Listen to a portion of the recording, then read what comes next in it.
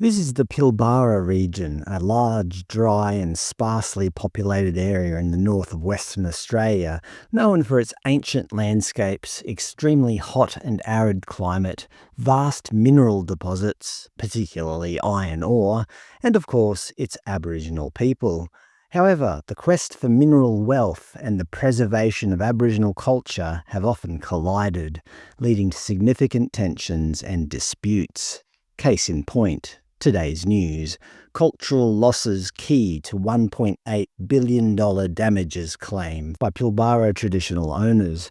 A bit of backstory first. In 2007, Andrew Forrest's Fortescue Metals Group began conversations with the Yindjibarndi Ngurra Aboriginal Corporation, led by Michael Woodley.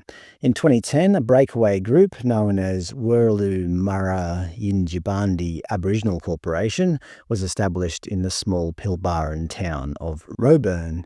In 2011, Andrew Forrest held a meeting in Roebourne with the breakaway group to discuss a land access agreement, with lawyers claiming that each person who attended the meeting was paid $500. The ABC reported at the time, tensions high during FMG native title meeting, with accusations that the miner was trying to bully traditional owners into a land use agreement by backing a rival group of Yindjibarndi people who apparently supported his mining plans. In 2013, FMG began mining at the Solomon Hub iron ore mine with state government approval under the Barnett government, allegedly without permissions or discussions with native title holders. In 2017, the Yindjibarndi people were awarded exclusive native title rights over 2,700 square kilometres of land in the West Pilbara, including the area where the Solomon Hub mine site sits, potentially allowing the Indigenous people to sue Andrew Forrest's Fortescue for millions of dollars in compensation. It should be noted that native title rights do not include minerals in the ground, as set out in the Western Australian Mining Act. With the gateway now open to potentially sue the mining giant, what do you think happened? The Yindjibarndi Ngurra Aboriginal Corporation went ahead and sued the mining giant. In 2023, Yindjibarndi seek $500 million compensation from Fortescue for mining their land. But less than 2 years later, in 2025, the $500 million figure has since been revised upwards, probably due to inflation. Cultural losses key to $1.8 billion damages claim by Pilbara traditional owners.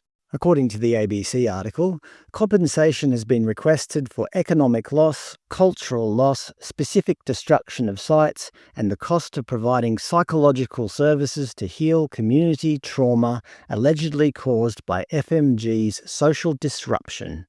FMG disagreed with the multi-billion-dollar figure, with the ABC reporting, FMG's written submissions put total economic loss for impairment of Yindjibarndi people's native title rights at $95,197, with simple interest added, which works out to be approximately this much iron ore, as shown in Mr. Forrest's hand, but a drop in the iron ore ocean that is the Pilbara. Senior Counsel Griff Ranson, this is Griff Ranson I believe, argued, the freehold value of this land is very low. Leaving aside the issue of including the value of minerals, it's not the North Shore of Sydney, it's very remote. Lawyers for the Western Australian government said the billion-dollar compensation request for cultural loss was manifestly excessive. They submitted that compensation between $5 and $10 million would be appropriate, well short of the $1.8 billion damages claimed. Fortescue claimed that social division or disharmony in the Indigenous community is not something that needs to be compensated for under the Native Title Act, with them stating, a sum of no more than $8 million for the Yindjibarndi people's non-economic loss would reflect Australian standards that are appropriate, fair and just. Such a sum involves a very generous assessment. However, Yindjibarndi's lawyers argued that the spiritual loss involved is much worse than in, say, the Northern Territory's Timber Creek case from 2019, where High Court awards Timber Creek native title holders $2.5 million partly for spiritual harm. I don't know how you measure spiritual harm, but apparently it's worth billions of dollars in this case. Counsel for Yindjibarndi Tina Jowett told the court, "Dingo dreaming tracks are still in the ground there in Timber Creek. My client's sacred sites and their dreaming tracks have been dug up by the ton and they're being carted off, not even to another Aboriginal group's country. They're being carted off to China." In case you didn't understand that, Yindjibarndi leader Michael Woodley explained it more clearly.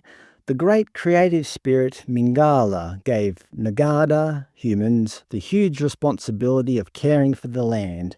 The land was bestowed as a sacred trust. It had rules for its use and responsibilities for its exploitation. This bestowal of land is understood by Yindjibarndi to constitute an inheritance. And if you still don't get it, I'll put it in terms we can all understand. The spiritual harm in this case is worth 1.8 billion Australian dollars. Thank you.